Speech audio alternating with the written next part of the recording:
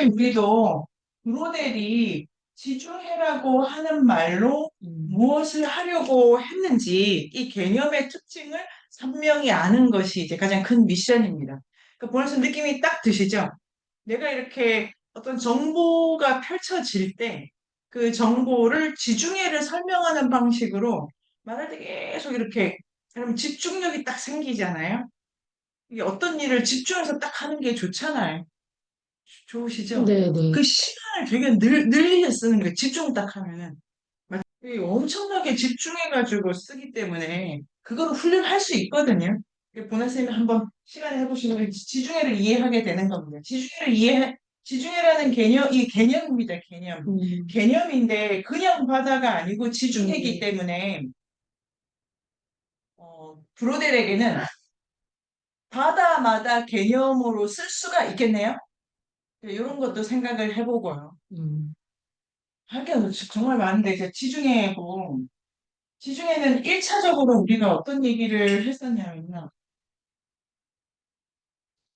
이게 제가 그때 이게 이렇게 할게요. 거대 역사, 거대 역사를 이렇게 뭐 반대하며 거대 역사에 대항하며 이런 역사관을 만들고 있는 책이다. 어떤 역사학자가 자기 개념 하나 바꾸려고 이렇게 온 지중해를 저기 뭐 지브롤터부터 그 어딥니까 터키 이스탄불에 있는 그 보스포러스 해협까지를 다 주파하잖아요. 근데 그 정도로 하는데 거대 역사는 뭐냐면은 역사의 주체가 이게 국가예요. 국가고 브로델은 국가를 기준으로 특히 여기서 이제 오늘 이렇게 나오죠. 영토국가 네. 이렇게 쓰죠. 영토 국가를 기준으로 과거를 이해하는 데는 한계가 있어. 음, 그건 되게 한시적 개념이야. 그리고 이 개념에서 오늘 도착해야 될 때가 어딘지 그 선생님들 느낌이 오시죠? 이 영토 국가는 어떻기 때문에 브로델이 안 좋게 음, 생각하는 거예요. 오늘 그 선생님들이 발표하시는 와중에 영토 국가의 문제점이랄까? 이거를 생각해야 돼요. 그러면 거대 역사고 브로델의 브로델이 여기에 반대하면서 내세운 개념이 이게 장기지속이라는 말을 넣은 어떤 역사관이에요. 장기지속이라고 하는 관점으로부터 출발하는 역사관인데 장기지속이라는 브로델의 개념은 세부적으로 들어가면 첫째, 인간의 역사가 환경에 결정적으로 영향을 받는다. 그러니까 국가가 주인이기도 전에 2번이 뭐냐면은 그 콩종티르라고 해가지고 예를 들면 쌍봉낙타의 콩종티르, 금의 콩종티르, 보석의 콩종티르 이런 것처럼 하나의 사람들 삶을 통찰할 수 있는 어떤 물질적 키워드의 이동 주기 같은 거죠. 관계 주기. 콩종티르 개념은 조금 뭐 복잡하다기보다 환경 아래에서 인간들이 어떤 방식으로 활동을 하는데 활동에는 핵심 활동들이 있잖아요. 교육 활동, 그다음에 종교 활동, 사교 활동, 이 각각의 교육, 종교, 사교 아니면 뭐 소비 활동, 요 활동들의 패턴. 근데 브로델은 패턴이라고 하지 않고 리듬 이렇게 설명을 합니다. 콩정티르가 있고 세 번째가 이제 여기서부터 사건 이렇게 들어가죠. 이런 세 개를 합쳐서 역사를 이해해야 돼라고 하면서 자기의 역사관을 거대 역사에 반하는 방식으로 이렇게 이제 개념화합니다. 이 얘가 지중해죠, 지중해. 그래서 지중해 개념을 이해하는 거는 이 브로델의 국가 중심, 그것도 영토 국가 중심의 역사관이 가진 문제점을 깊이 고민하기 때문입니다. 그래서 지중해에는 이럴 수가 있는데 지중해는 지금 어디서 끊냐면 브로델이 16세기에서 끊어요. 근데 실제로 설명은 17, 18 올라오기도 해요. 콩종티르 같은 경우 요 개념을 하려면은 이권을 더 해야 되고 경제적인 리듬이 보다 결정적이다라고 하고 있어요, 이권이. 그러니까 모든 걸 경제로 설명할 수는 없지만 돈의 흐름, 그다음에 주요 물품의 흐름의 패턴이 역사를 결정짓는다. 여기서 이렇게 브루데리 이권을 아주 많이 머물고 있고요. 여기서 C가 이제 정치적 사건이죠. 이게 우리가 알고 있는 지중해의 역사 이렇게 되고요. 그래서 지중해는 영토 이 개념을 쓰는 거는 영토 국가가 출현하기 이전이에요. 오늘 우리가 읽은 부분에 끝에 가면은 도시 얘기를 하면서 영토 국가가 들어온다라고 조금 얘기합니다. 예를 들면 오늘 우리가 읽은 데 가장 중요한 도시는 유나 쌤이 제일 관심을 가지신 제네바하고 베네치아죠. 근데 끝에 가면은 콘스탄티노플 얘기가 나옵니다. 이게 도시를 중심으로 봐도 제네바하고 베네치아랑 콘스탄티노플은 성질이 다른 도시라고 하는 거죠.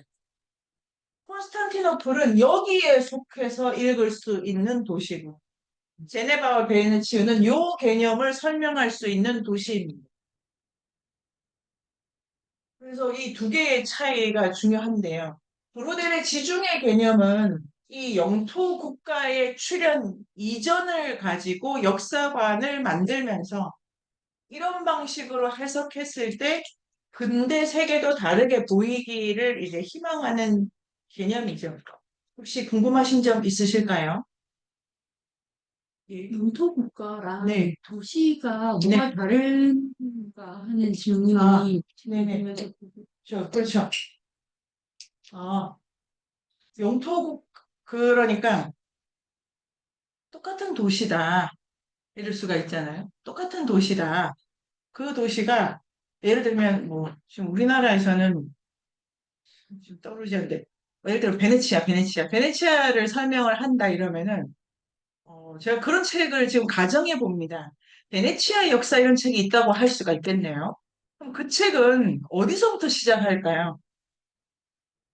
이탈리아의 이탈리아라는 나라를 전제하고 어떤 왕조가 있었는데 그때의 베네치아, 그 다음에 이제 교황이 왔을 때의 베네치아, 그 다음에 나중에 파시스트들이 그 무솔리니 왔을 때 베네치아 이래가지고 그 말발굽 땅에서 누가 통치하느냐에 따른 베네치아 이렇게 이제 설명할 수가 있겠죠. 시간 순서대로.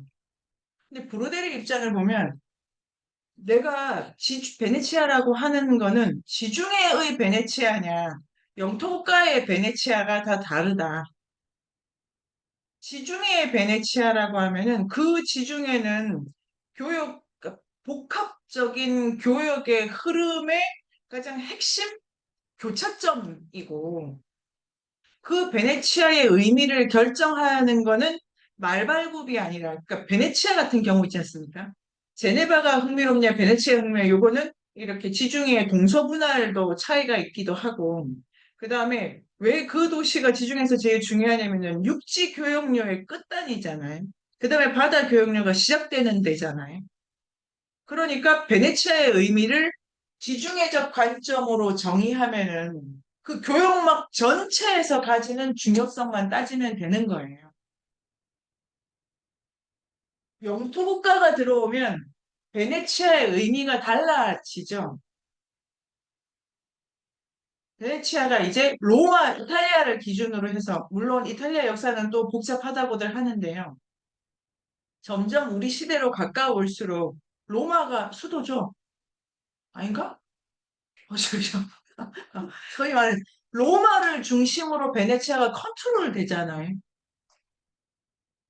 베네치아의 의미를 결정하는 거는 그 교역의 리듬들이에요. 그런데 영토국가가 본격적으로 구축이 되는데 이탈리아가 영토국가 되려면 한참 뒤로 와야 돼요.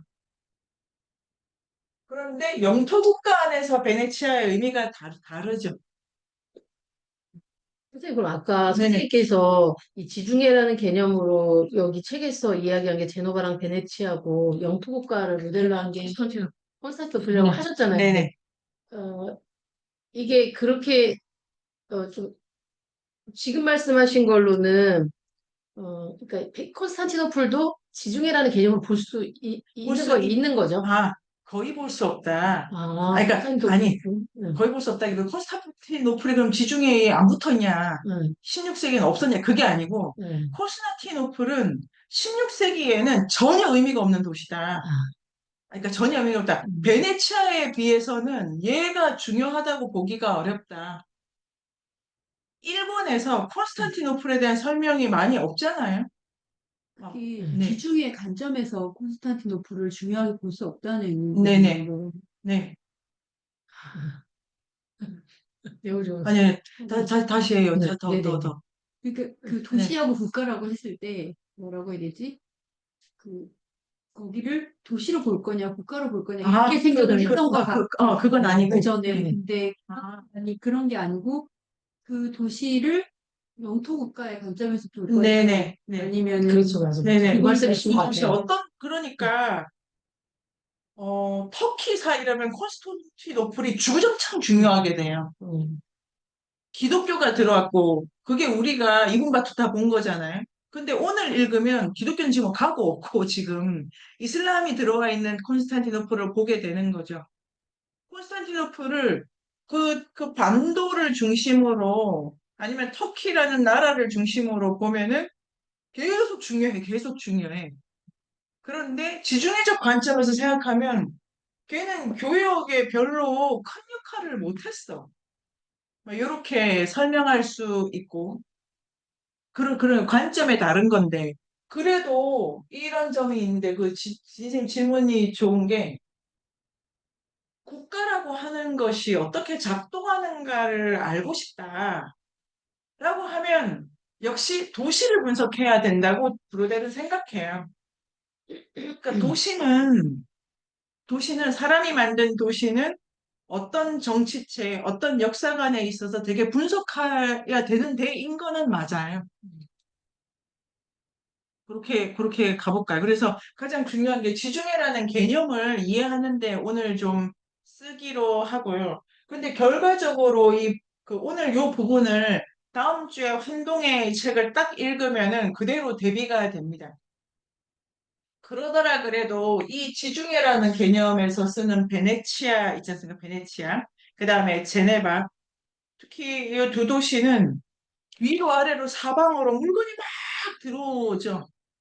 빨아들여, 계속 빨아들여. 그 이유가 도시 자체가 뭐 먹을 게 없어. 지중해 자체가 워낙 이렇게 건조해가지고 세상에 포도, 올리브, 밀, 맞아요.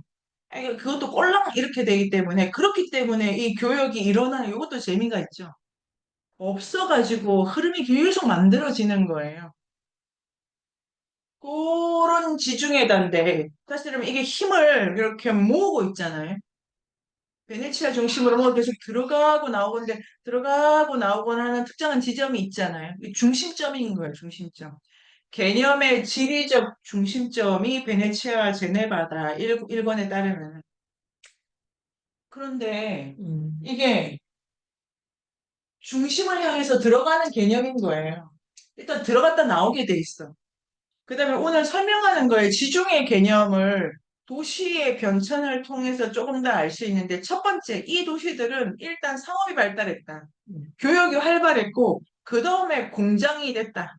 그 다음에 금융이 들어갔다. 이게 이 개념을 이 세계, 지중해라는 세계의 핵심 도시들의 특징이다.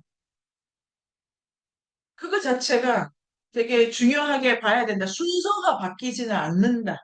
상업 베이스다. 콘스탄티노플은 그러니까 상업 베이스라기, 그러니까 요 세 개의 기준의 순서를 따졌을 때 시중의 개념은 보다 선명하다. 상업의 중심지라니까 많은 사람이 모여든다. 이래서 점점 이렇게 중심으로 들어가는 개념입니다. 우리가 다음 주부터 읽게 될 책은 주강현 선생님의 자, 한동이에요, 한동. 이게 이제 응용하고 있다는 걸 알 수가 있죠. 한동해라고 하는 것도 지도를 보면은 이거 이제 판이나 이렇게 둘러싼다 하지 않습니까? 둘러싼다. 동쪽에 둘러싼 바다라고 해가지고 범위가 베링해까지도 넘어갑니다. 그러니까 여기도 지금 개념을 어떻게 쓰냐면은 지중해 어떤 바다를 개념으로 하잖아요. 여기도 지금 바다를 개념으로 해요. 근데 왜 바다를 개념으로 해야 되느냐? 이게 서문이 조금 길기도 한데 재미가 있어요. 이게 한동해라는 개념을 그래서 다음 주 과제는 한동해라는 개념의 특징을 정리하기입니다. 자, 한동해 개념도 그렇다. 이것도 결론부터 말씀드리면은 영토국가에 반대되는 개념입니다. 반대되는 개념. 그런데 지중해라는 개념하고도 반대돼요. 아, 그래야지. 어떤 책을 읽고 글을 쓰려면 그걸 갖다가 컨셉을 베껴오는 거는 뭐 수준이 낮은 거고 이 업그레이드 해야 되지 않습니까? 환동에는 뭘 하냐면은 그래도 이 환동에는 계속해서 이출이 일어나는 장소인 거예요. 힘이. 지중해는 모든 금, 모든 돈, 모든 목피가 거기를 계속 가고 있어. 모든 향신료가 베네치아를 향해 가. 일단 거기서 돈을 바꾸고 거기서 배도 만들고 거기서 사람도 찾아야 돼. 다 들어갔다 나와. 근데 한동에는 중심이 딱 들어가면은 챕터 1, 2, 3, 4, 5인데 다 우리가 들어보긴 했는데 뭐 이런 도시들이에요.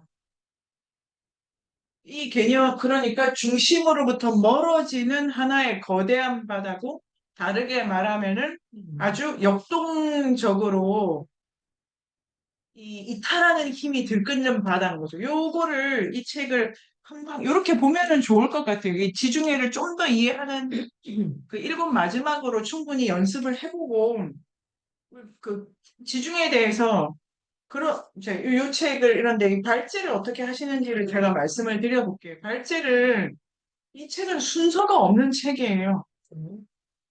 그래도 그 브로데를 아니 순서 조금 있어요. 근데 챕터마다 발제를 하실 때 이 세세한 정보를 다 한다 이러면은 그러니까 깰 수 있는 건데 한동해라는 개념을 염두에 두시면서 나에게 요거는 우리가 한번 토론해 봐야 될 장소다, 이야기다. 이야기도 되게 많이 쓰세요. 한 사람의 일생이라든지. 그래서 사진은 이 정도로 참여를 보시고 좀 각자 발표하실 때 중요한 거를 이미지를 찾으시면 되는데 지금부터는 글을 좀 써봅시다. 글을. 그러니까 글이 한 두세 문단이면 됩니다. 이 1장에서 가장 중요한 이야기, 한동의 개념을 이해할 때는 특히 이 뭐 역사적 사건, 이 인물, 뭐 이 장소를 보는 게 좋겠다 이런 식으로 이제 말도 하면서 하고 하면은 이게 많지만 뭐 논리를 푸는 책은 아니기 때문에 아 재밌어 이러고 시간이 훅 갑니다. 이렇게 훅 가고 그리고 최근에 데르수 잘라 읽었기 때문에 아는데 뒤에 계속 나와. 그리고 우리가 북해도도가 아 계속 나와. 그래서 나발이다. 하고 한동의 개념을 이 개념이 지중해 개념이랑 어떻게 다른지까지 도착을 하는 것이 우리의 목표다 할 수 있고 그래서 두 권의 주적은 영토국가가 뭔지를 이해하는 거죠. 영토국가가 다른 말로 하면은 소위 국민국가입니다. 영토국가는 특정한 공간의 경계 안에 모두가 같다. 공간이 그러니까 국경을 중심으로 박스 쳐지는 거예요. 지중해는 뭐냐면은 지금 느낌 오시죠? 저 위에서 내려오잖아요, 지금. 덴마크에서부터 내려오고 이러잖아요. 이 영토 국가가 되면 가는 도처가 이렇게 블록이 생겨요. 지금 지중해에서 돈을 베네치아가 버는 거는 어떤 배도 거기 들어가면 입항비를 내야 되잖아요. 영토 국가가 되면은 국경마다 돈을 내야 돼. 우리 국경 넘어갈 때 비자 신청 돈 내잖아요. 그 장사하잖아요. 아닌가? 그냥 아예 영토국가라고 하는 거 개념을 완전히 만족시키려면은 진짜로 모든 사람들에게 일관된 세금을 부여하고 일관된 국민교육 들어가고 일관되게 투표할 수 있어야 돼. 이게 다 들어가서 지금의 조건을 만족시켜야 되거든요. 그런데 이 16세기가 끝날 무렵에 펠리페 2세가 어떻게 이렇게 좀 잘 안 돼가지고 그럼에도 불구하고 한겨인 지중해는 여전히 있지만 전반적으로 지중해 국가들이 이제 영토화되는 거예요. 나라별로 어떤 문제, 나라 중심으로, 국왕 중심으로, 국왕 중심이라기보다 중앙 집권적 권력 중심으로 문제를 풀려는 게 이렇게 올라옵니다. 이 계기의 두 변동을 금과 은의 흐름으로 설명하는 것이 이권의 반이에요, 반. 은행을 관련해서 되게 전체적으로 고이고 관점을 배울 수 있다. 네. 그런데 브로델한테는 하나의 개념이다. 네. 개념이라는 건 그 개념은 생각의 도구죠. 네. 개념이라고 할 때는 네. 생각의 도구기 때문에 개념 안에 어떤 정의가 들어가요. 네. 그 정의를 활용해가지고 세상이 예를 들면 우리가 이렇게 애들이 막 그 경쟁하고 있잖아요, 학교에서. 그러면, 아, 학교는 저렇구나, 이렇게 말하잖아요. 학교라는 개념이 안에 경쟁하는 공부 시스템이다, 이렇게 들어가서, 아, 학교가 저렇지라고 말할 때 그 학교는 네. 개념이잖아요. 네. 고려대는 지중해를 개념으로 쓴다. 네. 그런데 인문세에 우리는 그 개념을 가지고 어떤 태도를 배울 수 있다. 네. 흔들린다는 것, 이렇게 되고, 그 주강현 선생님이 좋아하시는 브로델에서 가장 크게 뽑아오는 게 액체 역사예요. 액체 역사. 그 개념이 이제 처음에 나옵니다. 줄기차게 액체 역사라는 개념을 써요. 역사가 액체야? 그러니까 여기서 흔들린다라든지 유동한다라든지 우리가 좋아하는 이 개념을 응용해서 생각할 수 있죠. 그걸 배울 수가 있다. 근데 일단 정의를 알고 내가 정리할 수 있는 게 중요하다. 모든 개념은 이제 개념을 만족시키는 건 두 개. 적이 있고 친구가 있다. 개념이 필요한 거는 어떤 현상에 대해서 입장을 갖기 때문이에요. 이건 좋은 거다, 나쁜 거다. 가치 판단 다 들어갑니다, 개념은. 그런 다음에 자기가 좋아하는 가치를 밀기 위해서는 동지를 좀 구하잖아요. 하위 개념. 그런 식으로. 모든 개념은 작동을 하려면 적과 친구가 있다. 이걸 명심하신 다음에 지중해 개념과 한동의 개념을 비교해 봅시다라고 하면은 각각의 개념에 적과 친구를 써야 100점 만점 요건을 만족시키겠네요. 그러면 제가 아까 그 문제를 낼 때 기본적으로 5요소가 들어가야 된다고 할 때 적과 친구 중에 3개를 뭘로 해야 될까?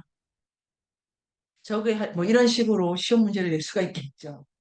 이제 너무 시험 문제 기술적으로 갖고. 그래서 제가 지금 말씀드린 게 제가 뭐 정답이 아니지만 들은 거에 대한 정리이기 때문에 한번 해보세요. 그냥 딱 빈 종이 깔아놓고 요런 거 이렇게 여러 번 해야 돼. 그림 그리기를. 반드시 늡니다. 내가 더 알고 싶은 거를 그러니까 똑같은 그 다이어그램 있잖아요. 그러니까 뭐 매핑 지도 있잖아요. 이런 거. 그거를 100번을 그려도 괜찮아요. 같은 거를. 그때마다 다른 삶의 욕구가 일어납니다.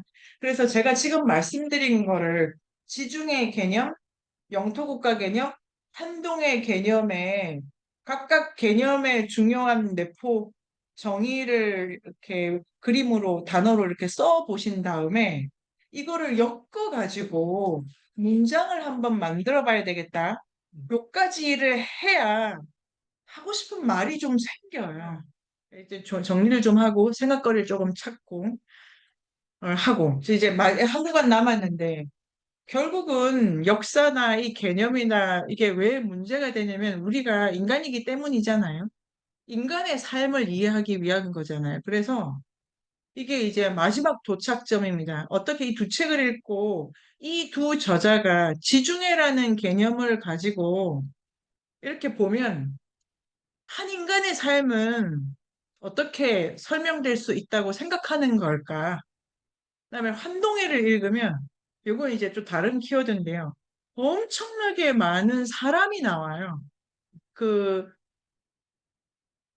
어, 책을 읽을 때 내용을 분석할 수도 있어야 되고 그 스타일을 분석을 할 수도 있어야 돼요. 스타일. 그래서 스타일로 딱 들어가 보면 두 책은 완전히 결이 다른 책입니다. 훨씬 더 많은 개개인의 삶에 대한 얘기가 되게 많아요. 이 사람은 여기서 태어났고 뭐 했고 뭐 했다. 이거를 그 주강현 선생님이 계속 밀어넣어요. 그런데 우리가 1권 끝날 때까지 고유명 본 게 없잖아요. 지중해 같은 경우는 펠리페 2세를 만나려면은 상권에도 그분이 잘 안 보여요. 이거 어디 계신 거야? 이러는 거. 그러니까 그렇다고 브로델이 인간에 관심도 이렇게 말할 수가 없고 인간관이 다른 겁니다. 그러니까 결국은 인간을 어떻게 보는 건가라는 데에 우리 토론이 끝나야 되겠네요. 여기서 너무 좋으시죠? 그러니까 읽은 게 조금 정리를 하는 방식으로 오는 게 좋을 것 같고요. 여기서 그러니까 3권 같은 경우가 이제 사건 정치 인간이라고 책이 진행이 되고 3권에 들어가면 여기서부터 내가 쓰는 거는 일반적으로 다 아는 얘기다 이러고 있어요. 아는 얘기다. 인간 중심의 역사. 근데 그 인간이 누구냐면 펠페이세다 이렇게 해서. 그러니까 알만한 사람의 역사를 내가 그런데 그 와중에도 내가 취하려는 방법은 환경과 콩종티르라고 하는 그걸 배면에 깔았기 때문에 그 펠페 2세가 이 지중해를 좌지우지했다라는 결론으로 이제 안 갑니다. 그러면서 마지막에 이제 거의 이게 결론이 또 있는 책이 아니더라고요. 이 상권의 끝에 펠리페 2세의 죽음이라고 하는 것으로 이제 끝에 갑자기 이분에 대해서 한 2페이지? 2페이지 써.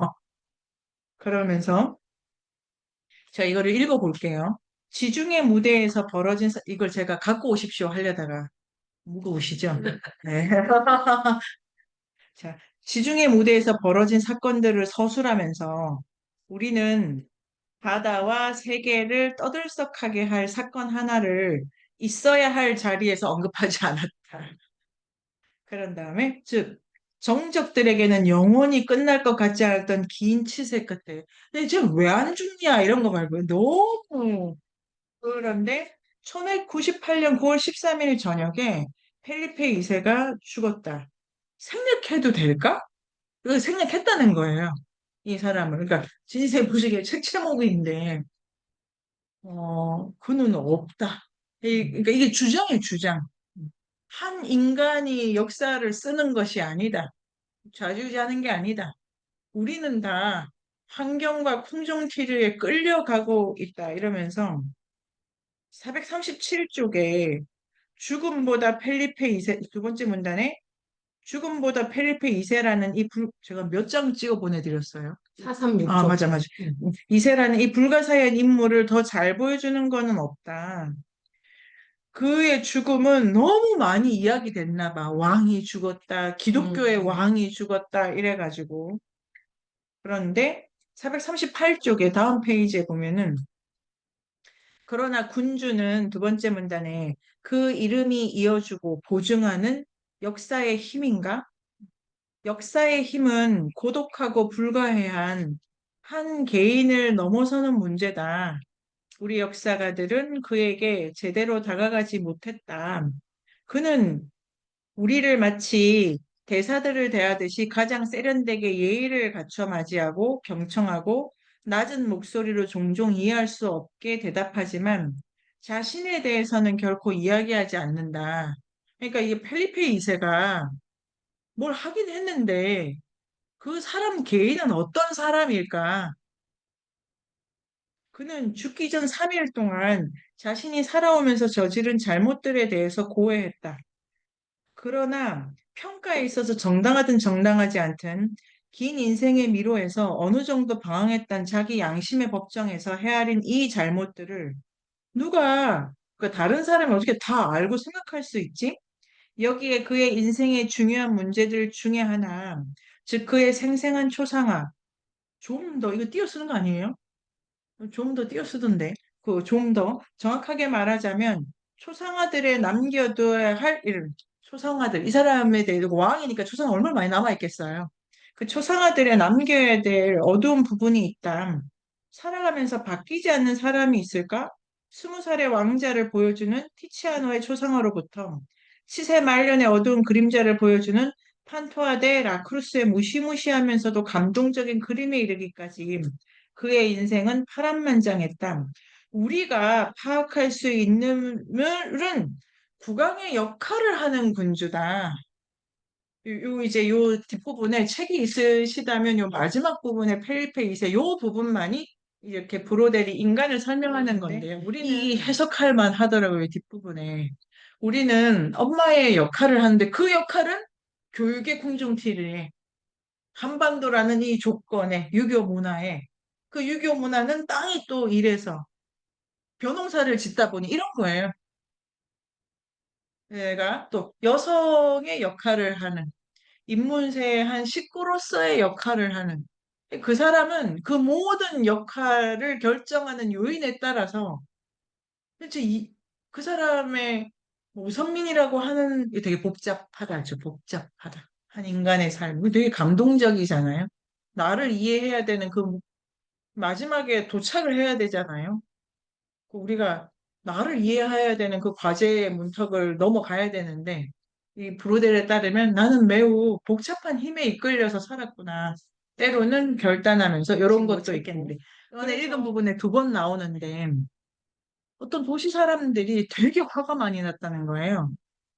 왜냐하면은 이 체제가 바뀔 때 영토 국가적 힘에 의해서 원래 사람들이 살던 풍정티의 패턴에 급격한 변화가 와가지고 사람들이 되게 이거 화가 난 거야. 그거를 쓰는 장면이 있었어요. 브로델이. 그 이제 좀 이따가 하면 될 것 같아요. 예를 들면 그런 부분 같은 게 되게 중요하게 해석을 오늘 할 수 있는 부분이죠. 인간이 어 제가 본성이 나빠서 화를 저렇게 낸다 이럴 수도 있고 그 다음에 프로이드의 정신분석학 이라면은 어릴 때 부모가 섹스하는 장면을 봐서 애가 저렇게 됐다 이렇게 설명할 수도 있고 아니면 얘가 국가폭력을 가까이서 경험해서 저렇게 저런데 화는 이럴 수도 있는데 브로델에 따르면은 그건 되게 환경, 콩종티르 요 정도 차원에서 일을 겪고 있기 때문이다라고 개인의 심성도 요 단위에서 설명을 하고 있습니다. 지난번에 인류의 대항해를 읽을 때 왜 태평양에 나갔던 에스파냐와 포르투갈의 그 사람들이 그 모험가며 상인님이 왜 그렇게 식민지 가가지고 난폭하고 막 이렇게 폭력을 못 써서 안달인 사람이 된 걸까라는 그 부분도 해석을 요런 식으로 할 수가 있는 거죠. 그 사람들이 못돼서라기보다 여러 가지 그 요인 때문에 이럴 수도 있고요. 그런데 여기서 내가 어디에 있나 이 생각을 문제에 닥쳐서 생각하면 일단 두 개인데 문제를 분석하는 능력이 필요하고 그건 갑자기 얻을 수 있는 능력이 아니에요. 우리는 모든 사건을 다 하고 있기 때문에 자, 그런 게 있고 브로델로 들어가서 그럼 이 사람들이 환경에 붙들린 존재냐 그게 아닙니다. 그게 아니고 이 콩종티르라고 하는 요 개념이 문제인데 사람들이 뭔가를 막 주고받는 이 흐름을 잘 보면은 도대체 누가 컨트롤하는 게 없잖아요. 왜 생각을 보면은 뭐 피가 왜 거기 들어갔다 이렇게 나오는 거를 어쩌어쩌 하다가 딱 결정이 되는 거잖아요. 그러니까 이걸 다시 말하면은 그 흐름 안에 들어가 있는 모든 사람들이 굳이 말하자면 의지를 발휘해가지고 뭘 하게 되는 거예요. 요렇고. 그런데 뭘 모르고 하는 애들이 있고, 조금 보는 애들이 있잖아요. 그 애들이 이제 유럽에서는 그 사업 자본가가 된 거죠. 그 유명한 뭐 그 후조 가문이라든지 유럽의 뭐 삐까뻔쩍한 이런 사람들은 그 못된 돈을 벌었는지 이걸 이제 더 따져봐야 되는 건데 약간 좀 멀리서 보는 거 이렇게 하는 거구나 이런 사람이 있잖아요. 그리고 왕은 그러기에 되게 좋은 위치에 있는 거죠. 그런데 사람이 결정 변수는 아니다. 사람을 1분으로 놓치면 이게 꾸준히 주장하는 메시지인 거예요. 근데 이제 그 브로델의 제자들은 좀 지엽적인 대로 다 빠졌다고 하더라고요.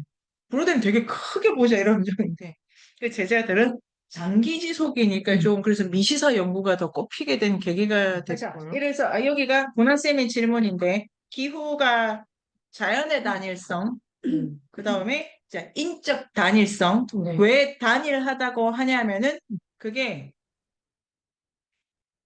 이런 개념도 특별하게 쓰는 거예요. 똑같다 이런 게 아니고 음. 일관성이 있다. 음. 뭐, 요 정도일 것 같아요. 그 안에 되게 색깔이 분명하다. 음. 자, 기후 해주세요, 유나 씨.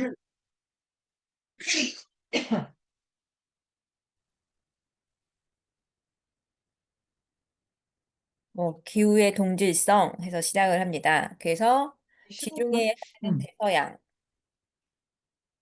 비구름 습기 겨울철과 사하라 사막, 건조하고 빛이 땡땡하고 푸른 하늘에 의해서 형성이 된다. 라고 해서 이제 주로 영향을 받는 게 이 사하라 사막에서 생기는 고기압권, 아조레스 고기압권이랑 요 위에 대서양 저기압이 들어온대요. 그래서 그게 아주레스 고기압이 여름철에는 위로 올라간대요. 위로 올라가면 대서양의 저기압이 못 들어와서 쨍쨍하고 뜨거운 여름이 있고, 그리고 좀 겨울이 되면은 이 아주레스 고기압이 아래로 내려와서 요 사이로 갔다가 대서양 저기압이 들어와서 이제 저기압이 비구름 만들고 하는 데잖아요. 그래서 여름철과 겨울철에 기후 변화가 뚜렷하다라고 얘기하고 있습니다. 그래서 동절기 9월에서 3월인데 대서양 저기압의 영향권이고요. 강수량이 최대, 완전 예측 불어, 그러니까 돌풍도 불고 예측 불어라고 하고,春분기는 3월에서 5월, 짧은 봄이고 간헐적인 비가 내린다. 여름에는 6월에서 8월인데 아주레스 고기압의 영향권을 받고 있기 때문에 뜨거운 여름이고 돌풍 같은 거 없는 고요한 바다. 그래서 항해하기에 딱 좋다. 이렇게 얘기를 하고 있습니다.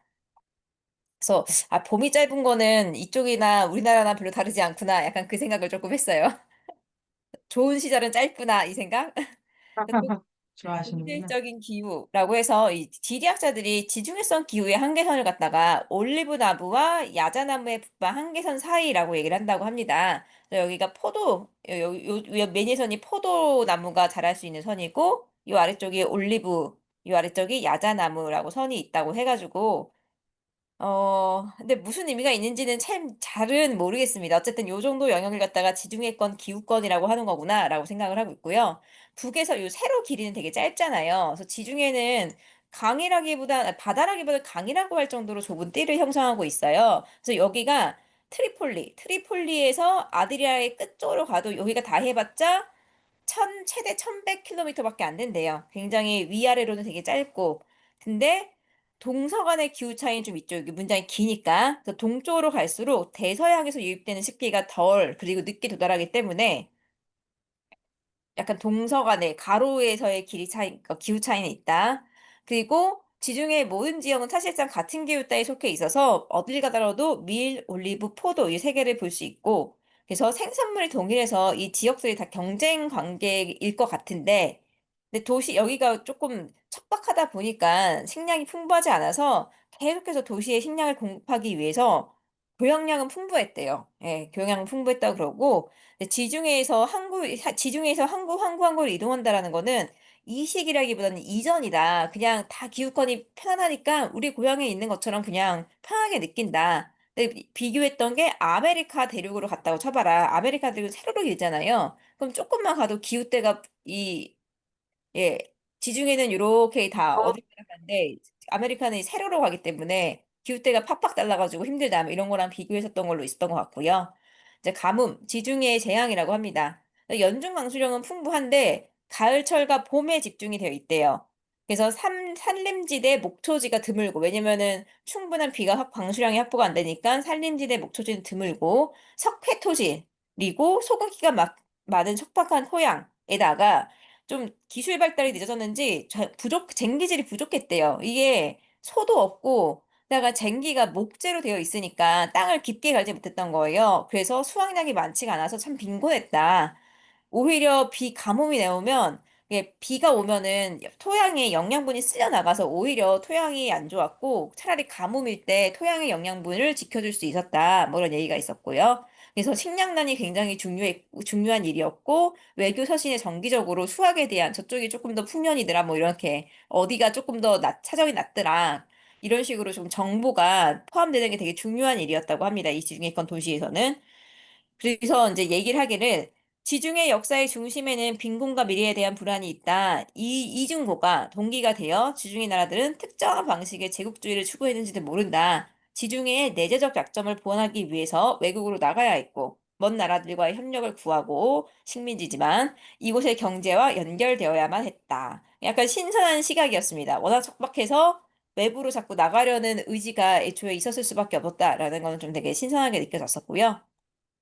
계절, 겨울철의 휴게지와 이제 지중해는 두 계절로 확연히 구분이 되는데 9월 중순 겨울이 다가오면 선박은 무트로 올리고 양떼와 목자들은 저지대, 추위랑 눈을 피해서 저지대로 피신을 하고 농부는 휴지기를 가지면서 보리, 밀, 옥수수를 심는데 이거는 뭐 노동을 하긴 하지만 여름철에 비하면 좀 가벼운 노동이었다라고 얘기를 하고요. 그리고 저지대라고 지금 추위를 피해서 산에 있는 사람들이 저지대로 피신을 했잖아요. 저지대라고 약간 괜찮으냐? 그렇지도 않아요. 겨울철은 비가 많이 와서 하천이 범람하고 때로는 다리가 유실되고 혹은 운하가 얼어가지고 통행이 어려워지고 이러기도 했다고 합니다.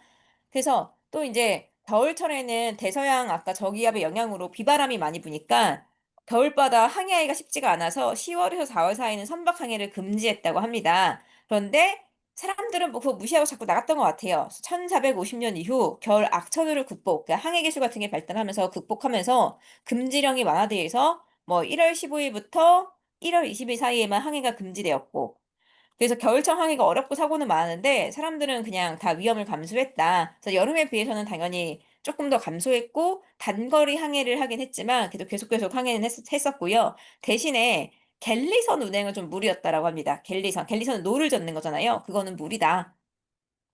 그러면서 이때 또 이제 독특한 특징으로 미스트랄을 얘기하는데요. 이 미스트랄이 알프스랑 중앙공원 상형된 계곡으로 여기겠죠, 여기? 알프스랑 이 계곡으로 차가운 공기가 빠르게 내려온대요. 그러면서 산을 통과하면서 좁은 계곡을 통과하면서 바람의 속도가 증가해서 강한 돌풍과 파고를 일으킨다. 그래서 미스트랄이 불면 시속 100km에 달하는 돌풍이 수시간, 수일간 지송이 된다라고 해서 여기가 굉장히 왜 그림을 보니까 여기 이탈리아 제노바인가요? 제노바에서 출발해서 마르세유 둘러서 어딘가로 가려고 했는데 다 이 미스트랄의 영향을 받은 애들이 원치 않게 여기 이실리아 섬 쪽인가요? 이 섬 쪽이나 여기 하여간 요 해역으로 가서 부딪혀서 난파되는 사고가 굉장히 많더라고요. 경로가 동일하게. 그래서 짧고 가파른 파도가 형성돼서 리옹만, 여기가 리옹만인데 지중해에서 가장 위험한 겨울 항해 중 하나로 악명을 떨쳤다라고 얘기합니다. 위험했다 하고요. 그리고 겨울은 더불어서 평화와 계획 수립의 계절이었다고 합니다. 대해전, 운영을 못하니까는 휴전을 하고요. 대신에 악천후를 탄 기습 공격을 하겠다고 마음먹으면 그거는 수행했나 봅니다. 그리고 당시 전쟁은 군량을 현지에서 조달하는 거래요. 그래서 수확을 끝냈거나 막 시작했을 때 사람들이 비축해 있던 거 털어오는 건데 겨울철에는 뭐 군량을 현지조달할 수 없기 때문에 역시 전쟁에 대한 의지가 크지 않았고 대신에 이제 각국 정부가 뭐 계획 수립하고 회의 열고 뭐 외교적으로 협상하고 하는 그런 조용한 시기였다고 합니다. 가난한 사람들에게는 당연히 힘든 시기였고요. 지중해의 주택은 좀 여름 더위에 대비할 수 있는 개방형이라고 해요. 그리고 바닥을 타일로 깔았대요. 그래서 추위가 대한 대비가 별로 없다. 근데 제가 찾아봤어요. 그래서 되게 겨울에 힘들었다. 근데 왜 겨울 대비는 안 했냐? 되게 신기하잖아요. 큰 이유는 없고 겨울철에 추운 날이 굉장히 드물대요. 짧대요. 한 일주일만 버티면 뭐 금방 따뜻해지는데 뭐 이런 느낌인가 봐요. 그래서 난방 대비를 잘 안 했던 것 같고요.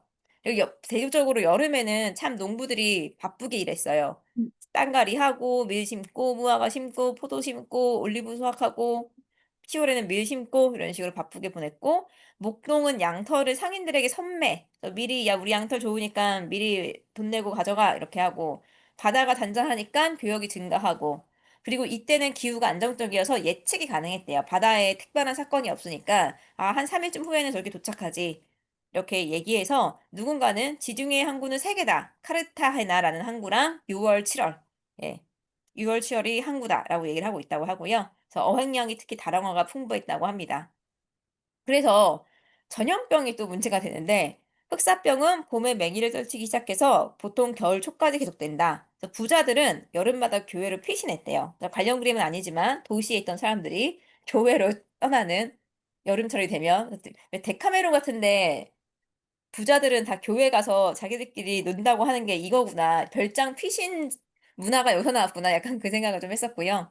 지중해 기후와 오리엔트.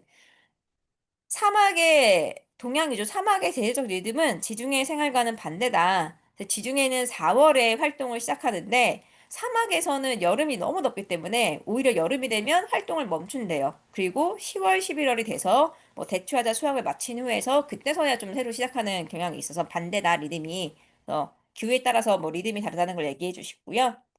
계절의 리듬과 통계, 계절 결정론과 경제생활.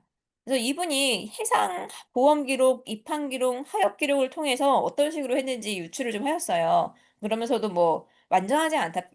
이게 일부이기 때문에 완전하지 않은 문서다라고 얘기했는데 뭐 보면은 여름철에는 1658건, 겨울철에는 923건의 입항 기록인지 뭔지가 있고요.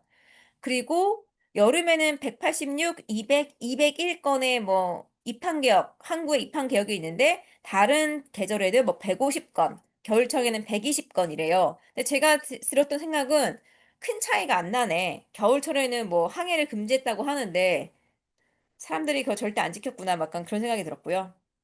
그래서 코그선, 베네치안 건리선 등 겨울철 항해가 위험하긴 한데 기술이 발전하면서 뭐 감수해줄 만해졌고 그리고 겨울 항해는 당연히 이제 여름 항해보다 오래 걸렸고 인간과 도시는 계절적 결정론에 끊임없이 저항했다. 그래서 소형 선박은 겨울바다 항해 짧게 항해하는 걸 할 수 있었고 대형 선박은 좀 몸체가 크니까 높은 파도에 좀 버틸 수가 있어서 어쨌든 각종의 이유로 다 바다로 나갔었고 동절기 산악지대는 알프스 산맥 이런 데는 장애물이긴 한데 거기서도 악천후에도 불구하고 정기적인 통행을 이루어냈고 예. 그래서 겨울철이라고 계절이라는 게 방해 요인은 됐지만 막지는 못했구나. 완전히 그 생각을 했었고요. 겨울철에 조용히 사는 건 사실이더라. 그래서 그거 어디서 알 수 있냐? 겨울에는 보통 국채 같은 데 투자를 하고 여름에는 통산물, 매매 투기, 단기 투기인가 봐요. 이런 단기 투기가 이루어지고 겨울철에는 좀 장기적인 투자가 이루어졌다. 이런 걸로도 유추할 수 있다라고 얘기하고 있고요. 그다음에 16세기 이후 기후는 변화했는가? 라고 하면서 지중해 해안선의 변화가 있는데 이게 주기적으로 변화가 있었을 가능성을 암시한다. 그래서 역사 속 날씨와 기후에 대한 기록을 살펴봤는데 이제 살펴봤지만 결론을 이 사람이 내리진 않았어요. 그러면서 이제 부록 쪽에서 질문을 던지는데 장기 국면에 들어맞는가? 기후 변화는 장기 국면이니까 거기에 들어와 있는가? 그리고 소빙하기가 유럽 및 지중해 생활에 궁극적으로 미칠 영향은 무엇인가? 하고 질문을 던지고 끝내고 있는데 이때가 왜 지구 온난화 얘기 나오면서 기후가 변하냐 안 변하냐 이게 뭐 간빙기 소빙하기의 영향이다 온난화는 사실 없다 인간의 그걸로 인한 논쟁이 있었을 고 때였나라는 생각이 들더라고요. 뭐 지금의 예를 들어서 이 기후 변화를 그러면 근데 기후 변화야말로 사람이 뭐를 못하고 있다는 거에 이게 되게 역설이죠. 사람 때문에 망가졌다 할 수도 있는데 그 사람이 뭘 어떻게 뭘 못하고 있잖아요. 사람들 망가뜨려 놓고 이게 무슨 말이야. 지가 못했다는 거지. 이런 생각도 듭니다.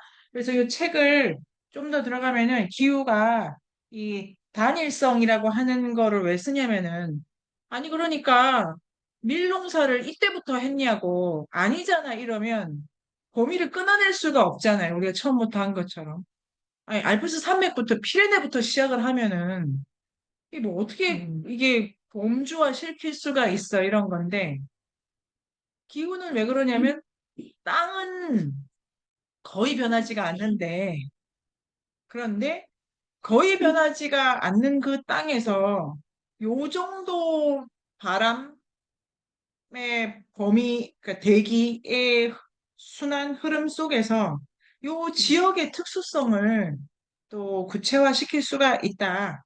이렇게 해서 지역의 단일성이라고 하고 299쪽에 일단 이 글 보면은 2장 2권을 보면 더 감탄을 하게 되는데요. 책을 어떻게 읽어야 되냐, 사료를 어떻게 읽어야 되냐 많이 배울 수 있는데 특히 4장에 지금 2권은 그게 뭐 더 전면적으로 나와서 예를 들면은 브로델이 항구에 배가 100척이 들어왔다라고 어떤 문서를 보면 알 수 있다. 그런데 그 100척이 소형선 몇 척이고 대형선 몇 척인데 백척이 같은 백척이 아니다. 베네치아에는 소형선이 뭐 7대 대형선 3이고 저 이베리아 반도 가면 또 4대 6인데 그럼 이게 같은 백척이냐? 다르다. 이런 식으로 자료의 숫자를 섬세하게 읽는 역사학자라는 것을 이제 점점 더 뒤로 가면 알 수가 있죠. 그래서 이제 그걸 감안했을 때 이 사장에서 배울 수 있는 게 여러 가지 배울 수 있는데 저는 책을 읽는 법이랄까? 재밌잖아요. 그 뭐 왕이 휴전한다, 뭐 싸운다. 이게 근데 겨울에 썼으면 그 왕이 그 말을 언제 썼냐가 중요하다. 안 될 일 혼자 그리고 있다. 이런 거잖아요. 이렇게 해가지고 쓰여진 것에 대한 역사학자의 입체적 시각을 볼 수가 있습니다. 299쪽에 둘째 줄에 보면은 단일성이 있다면 사람들이 모여들고 역사들이 혼합되는데 그럼에도 불구하고 지중해를 그러니까 요거는 문단을 더 뒤로 읽어야 되는 거죠. 지중해라는 땅의 자연적 단일성 위에 그러니까 기후가 결정되는 위에 사람이 돌아다니는 거다. 이게 결정적이다. 그리고 기후가 말해주는 건 뭐냐면은 밀 올리브 포도라는 거잖아요. 그러면 밀 올리브 포도가 들어가는 데는 사는 모습도 비슷하고 풍경이 또 좀 비슷해 이렇게 되네요. 그리고 그 여기다가 그걸 비슷하게 쓰는 데에서 예를 들면 그 중점 도시는 상인들이 좀 더 오고 공장이 좀 세워지고 이러다 보니까 거기서 또 도시마다 집 모양 뭐 이런 거 있지 않습니까? 요게 또 독일 북부까지 이렇게 되죠. 어떤 집의 모양이, 어떤 도시의 형태가 기본적으로 요 기후 때문에 색깔 뭐, 왜 지중해식 집 뭐 그런 거 스타일 있잖아요. 영화 같은 데 보면은 막 이렇게. 근데 거기서 보는 게 독일 북부에도 보이거나 뭐 알프스 넘어가도 좀 있다. 그런 거는 거기 고요하다기보다 이 기후가 만든 풍경이다. 그래서 음, 음, 지중해라고 하는 그 지중해에 사는 사람들의 단일성을 만들어낸 게 도시하고 그러니까 길이다. 근데 길이 도시를 연결했다라고 하고 그 도시들 중에서도 도시를 약간 이렇게 지나가기도 하는데 거기에 잠깐 머무르기도 한다. 이런 이야기가 있었- 전체적으로 있었다고 생각이 듭니다. 그리고 그래서 그러니까 저는 이 지중해 읽으면서 좀 인상적이었던 게 그러니까 환경의 중요성에 대해서 고려들이 이야기를 하긴 하는데 그 환경을 얘기를 할 때 환경에서만 그치는 게 아니라 그 환경 위에서 살아간 그 어쨌든 인간의 삶을 보기 위해서 그 환경을 본다는 게 인상적이어가지고 우리가 배웠던 지리는 그냥 정말 뭐 이렇게 돌이 뭔지 이런 그러니까 지리만 배웠잖아요. 그러니까 지리라고 하는 것만 배웠는데 그게 인간의 삶에 어떤 영향을 주는지를 얘기를 하고 있어서 그런 부분이 되게 좀 인상적이었던 것 같고요. 먼저 이제 육로하고 해로 이렇게 길에 대해서 들어갔는데 길의 육로뿐만 아니라 해로에 대해서 그러니까 주로 지금까지 해로를 얘기를 했는데 여기에서는 육로에 대한 중요성도 함께 이야기를 하고 있었고 길이라고 하는 거는 연결망이죠. 사람들을 연결하는 연결망인데 그 사람들이 어디에 있냐? 뭐 도시에 많이 있다라고 이야기를 하고 그리고 그 길이라고 하는 거는 하구 구조라고 했나요? 그렇게 얘기하는 것도 좀 인상적이기도 했고요. 영양을 공급하는 길들에 이제 들어가면은 길은 되게 많죠. 우리가 말하는 그냥 큰 고속도로 같은 길도 있고, 뭐 아주 좁은 길도 있고, 그리고 바다 길도 있지만 그 해로에서도 뭐 하천길, 이런 수로 이런 것들도 이렇게 뭐 사람이 오가고 물건이 오가는 거를 다 길로 보고 있었고, 이 길이 지중해의 전체적인 이제 삶의 틀을 제공한다고 이야기를 하고, 그래서 그곳에서 사는 사람들이 운명을 지배하는 거죠.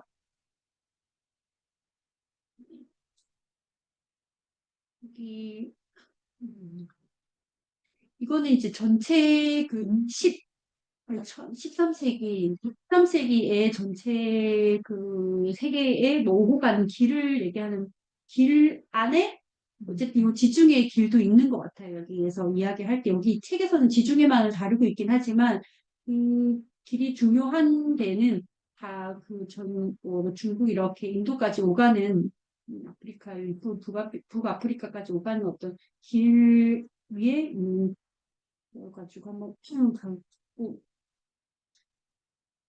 책에서 나오는 여기에서 나왔던 길, 여기 첫 번째 사진은 지난 시간에 기현쌤이 가지고 오셨던 그 길이 무역로이기도 한 것 같은데요. 그러니까 길이라고 하는 게 여기서 책에서 강조하는 게 그냥 사람이 오가는 게 아니고 사람이 어떤 물건을 가지고 오고 가는 그 길이라는 것도 인상이 깊었고요. 이게 뒤에는 뭐 해상무역하고 이제 뭐 육상무역이 오고 간 그 큰 길들이고 여기 오른쪽에 그 에밀리아 로마니아 지도 같은 경우에는 이 책에 나오는 지도 369쪽의 지도가 좀 약간 컬러풀한 거. 근데 지금 이거는 지금의 지도긴 해요. 근데 지난 시간에 길을 얘기했을 때 길이 새로 만드는 게 아니라 기존에 있던 길을 활용을 하면서 그 위에서 사람들이 이제 오고 가는 길을 보면은 여기 이 369쪽에 있는 지도하고 겹치는 부분이 있거든요. 여기 크게 이렇게 오가는 동서를 사선으로 이렇게 오가는 길이 여기 밀라노에서 리미나 미니 이 길이 오가는 길이고요. 이 길에서 직각으로 이제 작은 길들이 뻗어나간다고 이야기하는 부분이 있었고, 밑에 왼쪽에 밑에는 여기 이제 에스파냐의 길들입니다. 이 길도 368쪽에 있는 지도하고도 중복이 보면은 되면서 겹쳐지기도 하고요. 작은 이 길들도 여기서는 이제 다 길인 것 같아요. 교통수단에 대해서 이야기하는데 여기에서 이 장에서 이제 이야기하기를 물론 회로도 이야기하긴 하지만 육로의 중요성이라고 해요. 그러니까 육로가 생김으로 인해서 뭐 새롭게 뚫림으로 인해서 어떤 항구가 조금 음, 비켜나게 되는 그런 거를 얘기하고 있는데 운송수단에 대해서 여기 노새를 이야기를 하죠. 구식 운송수단은 이용을 많이 했던 거. 근데 진마차를 운행하기는 했지만 별로 이용 안 했다. 좀 더 지나야지 진바차를 많이 이용했다라고 이야기를 하고요. 이거는 8세기 로마 제국 지도를 제가 인상적이어서 가지고 왔는데 이 로마 제국 때 이 지중해 영역이라고 해야 될까요? 지중해를 중심으로 로마 제국이 이렇게 생겼는데 이게 그 지금의 지중해까지 연결되기도 한다는 게 로마 제국이 뻗어간 어떤 길이 지금까지도 이어진다는 생각이 좀 들어가지고 가지고 오세요. 그리고 그래서 1600년경에 육로 중요성이 더 커졌냐 하면은 좀 커졌다고 이야기를 하는 것 같아요. 커지긴 했는데 그렇다고 해서 그 회로가 아예 중단된 건 아니고 육로가 생김으로 인해서 생긴 걸로 같이 이제 회로도 같이 증가했다라고 얘기하는 게 전체적인 이야기고 그리고 근데 이제 육로가 생김으로 인해서 쇠퇴한 도시가 있죠. 여기 코르스 곳에 에스발론가라고 하는 것도 원래는 이제 어, 회로가 이제 거쳐갔던 곳인데 이곳을 가로지르는 육로가 생김으로 인해서 이후에 항구가 조금 더 쇠퇴하게 되고 라구사도 마찬가지로 동지중해 쪽의 육상 교육이 증가하다 보니까 라구사를 지나가는 해로는 좀 쇠퇴하게 됐다라고 하고 소아시아의 그 이즈미르 같은 경우도 육로로 인해서 여기는 오히려 번영하게 된 곳이고 16세기 말 스플리트에 대해서 좀 더 자세하게 이야기하고 있는데요. 스플리트 같은 경우는 이제 베네치아에서 이 스플리트라고 한 도시를 어떻게 보면은 이렇게 개발을 한 곳이라고 볼 수 있어요. 왜냐하면 이때 이제 라구산 앙코나로 인해서 베네치아가 조금 이렇게 힘들고 이렇게 했기 때문에 이때 로드리게스라고 하는 사람이 이 스플리트라고 하는 곳에 항구를 만들어서 베네치아로 오는 물건이 일로 해서 올 수 있도록 해야 된다라고 이야기를 해가지고 이제 스플리트를 거쳐서 육로로 해가 스플리트로 왔던 물건을 다시 베네치아로 가게끔 하는 스플리트가 그런 역할을 했고 그래서 이 관계를 베네치아가 계속해서 가지고 감으로 인해 가지고 발칸반도에서부터 베네치아까지 연결되는 그런 어떤 역할을 스플리트가 했던 거고요. 아까도 말씀드렸듯이 육로 교역량이 증가했고 거기에서 그 항해가 이제 기항하는 기항지나 아니 항의 수가 줄이기는 했지만 그렇다고 항의 교역이 아예 줄어들었다고는 이야기를 하진 않는 것도 중요한 것 같고요. 육로 같은 경우는 서로 이제 해로랑 공존하면서 경쟁하고 같이 육로하고 함께 해로도 같이 이용을 많이 하게 된 거고 육로하고 해로 같은 경우에 이제 그 지중해에서 이제 오고 갈 때 대서양으로 하는 해로, 그 다음에 유럽의 남북을 중단하는 육로가 있는데 운송량으로 하면은 해로의 운송량이 더 많지만 근데 이제 해로 같은 경우는 부피가 많고 가격이 싸고 무게가 무겁고 이런 것들을 이제 해로로 많이 이동했지만 육로 같은 경우에는 좀 비싼 물건을 만약에 이용했기 때문에 가치로 따지면은 육로가 좀 더 많다고 할 수 있고 17세기가 되면서 이제 뭐 대항해가 아무래도 시작되고 이때 항로가 더 중요해지게 됐다고 하고요. 그리고 이제 베네치아로 넘어갑니다. 베네치아하고 제네바 같은 경우 베네치아가 주로 되게 아주 중요한 도시로 계속해서 이야기가 되고 있는데요. 베네치아 같은 경우에는 그 이탈리아의 그 이렇게 속으로 쏙 들어가 있는데 이게 비단길 이렇게 육로의 끝이고 앞에서도 계속 얘기가 나왔던 건데 그 해로의 어떤 시작점이어가지고 베네치아는 두 육상교육, 해상교육이 교차하는 지점이어가지고 아주 중요한 역할을 했고요. 그리고 네, 뭐, 베네치아에서 상선의 뭐 상선이 이렇게 뭐, 이후에 보면 이제 계속 배가 큰 배, 대형선이냐, 소형선이냐, 뭐 이런 얘기도 나오긴 하는데, 뭐, 여러 가지 변수들이 있기는 했지만, 페루 사이에는 어쨌든 상선의 수가 많았고, 그리고 양모를 거래하려고 하면은, 양모를 거래할 때 이제 베네치아를 거쳐갔다는 이야기가 나오는데요. 베네치아를 통해서 알 수 있는 게 그러니까 스플릿으로 이제 이전하게 되면서 베네치아의 선단의 수가 감소하긴 했지만 베네치아의 배가 감소를 했지 외부에서 들어오는 배는 증가해서 그 베네치아를 통과하는 배는 크게 줄지 않았다라는 이야기를 하고 있고요. 그리고 이 양모 같은 경우에 에스파냐의 양모가 유명했나 봐요. 좋았나 본데 에스파냐의 양모가 들어올 때 베네치 어, 그 들어올 때 이렇게 거쳐가야 되는 이 메디나 델 캠포가 여기 이제 에스파냐 쪽인데 이쪽하고 피렌체하고 하는 이게 거래하는 그 라인이 있었던 것 같은데 이 독점권을 제노바하고 피렌체 상인들이 가지고 있어서 피렌체에서 좋은 양모를 자기들이 일단 먼저 가지고 가고 그 다음으로 넘기고 이런 식으로 해가지고 베네치아를 거쳐가야만 했던 그런 교육이 있었던 것 같고요. 그리고 에스파냐에 대해서 이야기를 하고 있는데 에스파냐는 그 세관이 되게 많았나 봐요. 이렇게 에스파냐가 해안하고 에스파냐 국경을 따라서 그 주위에 해안하고 육지에 세관이 엄청 많았다고 나오는데 그 세관에서 거두는 세금도 종류도 되게 다양했던 것 같고 바다의 11조라고 하는 게 이게 기독교적 세금인 것 같고 대관세 그리고 인도관세까지 해가지고 세금을 많이 걷었었고요. 그리고 이 에스파냐 쪽 같은 경우에는 무역이 증가함에 따라서 관세도 많이 증가했는데 아까도 얘기했듯이 육상 무역하고 해상 무역이 동시에 증가해서 한쪽이 이게 기울어지는 게 아니고 계속 이렇게 1대3 비율을 유지했다라고 하는 게 여기서 나왔고 음, 여기에서는 15세기, 16세기 이렇게 넘어감으로 인해 가지고 이제 무역이 어떤 식으로 좀 바뀌었는지 마지막 이 부분에서 이야기를 하고 있는데요. 15세기에 이제 유럽하고 지중해에서는 베네치아에서 브리에가 이게 쪽 영국을 마주보는 여기 한국인가 독일의 어떤 근데 지도 보면은 영국을 마주보는 해안의 어떤 지역인데요. 베네치아에서 브리에 이르는 해상 무역이 증가했고요. 16세기에는 대륙을 횡단하는 그 육로 위아래로 내려가는 이 육로와 그리고 해로가 동시에 많이 발전했고 17세기에는 항구하고 해안 지역이 이제 경제적으로 많이 번영했다. 18세기는 다시 해상하고 육상이 함께 발전했다. 그러니까 해상 발전, 육상 해상이 동시에 발전, 그다음에 또 해상의 발전, 그다음에 다시 육상 해상이 동시에 발전하는 이런 왔다 갔다 하는 흐름이 있었고요.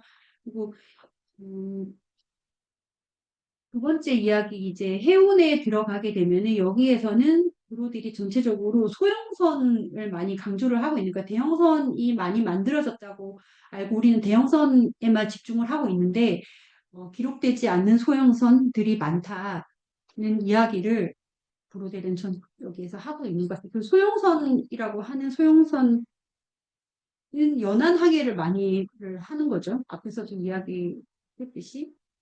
근데 이 해운에 있어서 문제를 15세기에서 17세기까지 이제 같이 검토를 하고 지중해하고 대서양을 이렇게 넓혀가지고 검토를 하겠다라는 이야기를 처음에 하고 있고 이 뭐 그렇게 이야기하는 게 지중해하고 대서양 모두 바람이 힘을 이용한 목선을 했고 그다음에 효용선이 많았다는 공통점, 지중해하고 대서양의 공통점에 대해서 여기 이런 공통점이 있기 때문에 둘을 같이 얘기하겠다라고 이야기를 하고 있습니다.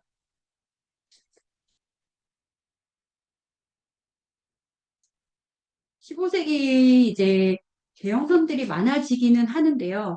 대형선들이 수적으로 많아지긴 하는데 약간 좀 일시적이었고 그리고 소형선 이제 대형선 건조가 그 이후 잠깐 많아졌다가 주춤했다가 나중에 다시 많아진다라고 이야기를 하고 있고 여기 이제 지도를 이것저것 찾아보다가 베네치아하고 제네바의 교역 라인이 있는 게 무역로가 있는데 이게 좀 인상적이어가지고 가지고 와봤어요. 먼저 이제 대형선을 건조하는 걸 제노바 사람들이 먼저 했고 그 뒤를 이제 베네치아가 그대로 따랐다라고 이야기를 하고 있는데요. 이제 베네치아가 뭐 대형선 를 만들고 이렇게 하게 된 이유 아니면 베네치아가 발전하게 된 어떤 계기를 보면 베네치아가 레반트 오른쪽에 동쪽에 레반트 지역하고 가깝고 그리고 국영 갤리선 운송 체제를 이용하고 있었고 그리고 이거는 이제 큰 흐름이죠. 그러니까 대형선을 만들려고 하면은 나라에서 이제 도시라고 해야 되죠. 어쨌든 거기에서 어떤 지원이 있어야 되는데 그런 것도 있었고 자유롭게 항해하는 이런 자유 항해도 있었고 부분적으로 해운을 통제하기도 했고 하는 그 다방면적으로 베네치아가 그 해로에 있어서 어떤 뭔가를 가지고 있었기 때문에 그래서 그러니까 위험도 분산하기도 했고 그리고 동쪽으로 오는 물건들에 대해서 좀 더 이렇게 집중을 할 수도 있었고 이런 여러 가지 그리고 부피가 큰 거 목화를 이렇게 수송하는 상선이 있었기도 했고 해적에 이렇게 대형선을 만들므로 해서 해적에 대항할 수도 있었다라는 이야기가 있고요. 근데 이제 15, 16세기 넘어가게 되면 대형선이 좀 줄어들고 소형 범선이 증가한다고 이야기를 하고 있는데요. 이제 시리아나 카탈루나로 가는 그 경우는 작은 배를 선호했다. 뭐 대서양에서 지중해로 들어오는 경우도 소형선이 증가했다. 그리고 소형선 베네치아가 가지고 있는 배는 소형선과 대형선 모두 좀 감소를 하긴 했는데 관세가 너무 높았고 이제 배 운선료도 너무 낮았기 때문에 베네치아의 배는 좀 줄어들었다고 하지만 지브롤터 해협을 통과해서 소형선들이 많이 이제 들어오는 게 있기 때문에 그 베네치아를 들어오는 배는 줄지 않았다는 게 계속 이야기를 하고 있고요.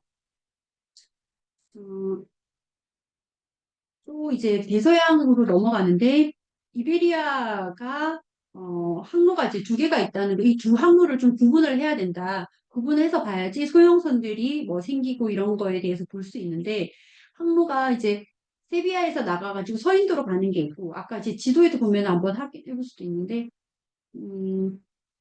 그리고 리스본하고 동인도네 잘못 써져 있네. 동인도 이렇게 항로가 있는데 리스본에서 동인도 가는 거는 장거리고 그나마 세비야에서 서인도로 가는 거는 조금 단거리라고 할 수 있는데요. 서인도 같은 경우에는 그 세비야 그 항구가 큰 배가 들어오기 어려운 곳이어가지고 소형선들이 많았다고 볼 수 있고요. 그 다음에 동인도 항로는 대형선이 많았고요. 근데 이제 서인도 항로도 나중에 되면은 배가 잘 들어올 수 없기 때문에 세비야에서 카디스로 항구를 이전하게 된다. 이런 얘기도 나오게 됩니다. 16세기에는 대형선이 좀 줄어들고 아까도 얘기했듯이 소형선이 이제 보급이 많이 됐는데 소형선의 이점이 이제 분명히 있다고 얘기를 하는데 저 배를 대기도 편하고 그리고 물건을 빨리 싣고 빨리 내릴 수 있다. 그리고 바람이 막 불어도 이제 소형선은 쉽게 나갈 수 있고 비용도 적게 들고 부담도 적게 든다. 그리고 그리고 빨리 이제 뭔가를 오고 가고 할 수 있다라는 소형선의 장점. 그래서 소형선이 있었다고 하고, 이 소형선은 어느 정도고 대형선은 어느 정도인지 이게 좀 궁금해서 배를 찾아봤는데, 그 배의 규모는 사진을 봐가지고 좀 알기는 어렵고, 요 왼쪽에 있는 거는 책에 나오는 사진이에요. 책에 그 그림이 이건데요. 400 이쪽에 나오는 이 그림의 컬러 버전이고요. 이 오른쪽에 위에 있는 배는 영국 배인데 이게 한 600톤 정도라고 해요. 600톤 정도. 근데 이게 600톤이면은 책에서 얘기하기를 약간 중급이라고 해야 될까요? 그러기는 한데 요 밑에는 오른쪽은 스페인의 갈리온이고요. 왼쪽은 이제 영국 그걸 발전시킨 영국 건데 요 갈리온 같은 경우는 대형선인 거죠. 대형선 아닌가? 이렇게 봐가지고 잘 모르겠더라고요. 그래서 이 책에서도 보니까 이 뭐라고 하죠 이거? 그돛 올려놓은 이거 뭐라고 하지? 기억이 안 나. 못 올려놓는 거. 이게 몇 개냐? 어. 몇 개냐에 따라서 소형선, 대형선을 구분할 수 있나?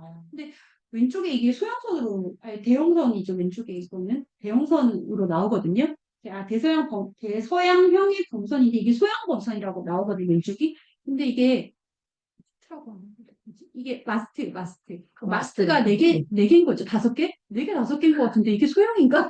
라는 생각이 들어가지고 오른쪽에 위에 배는 마스트가 하나, 둘, 세 개, 4개인데 600톤인데 그래서 이게 좀 약간 이렇게 그림으로 봐서는 좀 가늠이 어렵다는 거를 제가 사진 보면서 생각을 했었고 근데 대신에 이제 물건을 이제 몇 톤을 싣느냐의 규모를 봤을 때 약간 100톤 이쪽 저쪽이면 소형으로 보는 것 같고 1000톤 정도 가면은 대형이라고 이렇게 책에서 얘기를 하는 것 같고 지중해에서 이제 배의 좀 변화를 보면은 대형 상선이 이제 노전 냉전에는 갤리선이죠. 노전 배를 대체를 하게 되고요. 갤리선이 사라지게 되는데 완전히 이제 뭐 딱 어느 순간에서 없어지는 건 아니고 남아있기도 하고 뭐 그랬던 것 같고 대형선이 이제 대체를 하게 되고 16세기 말 정도 되면은 물가가 갑자기 상승해가지고 대형 선박을 건조하기가 어려워졌다고요. 그래서 나라에서 어떤 지원이 있어야지만 대형 선박을 이제 만들 수 있는 그런 상황이 돼가지고 이제 지중해에는 소형선으로 가득 차게 됐다라고 하는 이야기가 나오고 있고 이제 그래서 전체적으로 각계로 소형선이 출현했다라는 이야기가 제가 발전 부분에서는 있는 것 같습니다. 네. 어, 네. 제가 아까 감정에 대해서 411쪽, 411쪽인데요. 조금 이따가 토론을 하도록 하고, 도시로 들어가 보아요. 제가 저기 조사한 부분은 3번 도시의 기능과 4번 도시 시대의 증인이라고 했는데 브로다 선생님이 말씀하시는 도시의 기능은 무엇인지 그리고 왜 도시가 시대의 증인이 되는지 이제 저는 그게 조금 약간 이 장에서 공부를 하면서 궁금해졌었고요. 우선 도시에는 규칙성이 있다라고 설명하시는 부분이 있더라고요. 그래서 이 이유는 도시들은 주변의 공간의 통제를 통해 살아가는데 그 주변의 이제 공간의 통제라고 하는 것은 도로망이나 무역로들의 교차점, 그다음에 새로운 조건에 대한 지속적 적응 또는 완만하거나 급격한 발전 경로를 통해서 이러한 통제가 이루어진다고 설명하십니다. 도시에 대한 설명을 보면은 도시는 시장과 도로가 없으면 도시가 없다라고 이렇게 설명하시는 부분이 있더라고요. 그래서 도로를 통해서 모든 상품들이 도시로 이제 흘러 들어오게 되고 그러다 보니까 이탈리아의 어떤 문화, 바로크 양식 같은 경우도 그 지역 안에서만 이렇게 만들어진 것이 아니라 알프스 지방의 석공들이 남하하면서 건축 요소를 가져오고 그다음에 또 피렌체 로마의 르네상스 또한 주변 예술가들의 그런 모임, 어떤 물품들이 들어오고 기술들이 들어오고 사람들이 들어오면서 생긴 결과다라는 표현이 되게 인상적이었습니다. 그리고 또 하나의 설명으로는 도시는 움직임이 필수라고 얘기를 하시더라고요. 그래서 콘스탄티노플 같은 경우 뒤에도 나오긴 하겠지만 거기에 심장은 대바자르다. 왜냐하면 시장은 어떤 뭐 활동이나 도로 여행들을 경제 활동이라고 표시하시는데 그런 것들이 수렴되는 곳이기 때문이다라고 설명이 되어 있습니다. 그리고 또한 베네치아 같은 경우도 대운하를 중심으로서 이제 도시가 형성됐기 때문에 그 베네치아 같은 경우도 이런 어떤 움직임을 되게 강조하시는 부분이 있었습니다. 그래서 이거 같이 설명하시는 부분이 이러한 이유로 인해서 교통망이 끊기면 도시가 침체하거나 죽음에 이를 수도 있다. 그런데 이제 나중에 영토국가 뒤에도 나오긴 하겠지만 이 영토국가들의 특징을 설명하면서 이들은 자의적으로 어떤 원거리에서 도시국가들의 교통을 방해해가지고 그 도시국가들의 균형을 깰 수 있는 능력을 가지고 있다라는 설명도 같이 나오고 있습니다. 네. 여기 뒷부분은 그 콘스탄티노플의 어떤 대바자르의 그 모습인데요.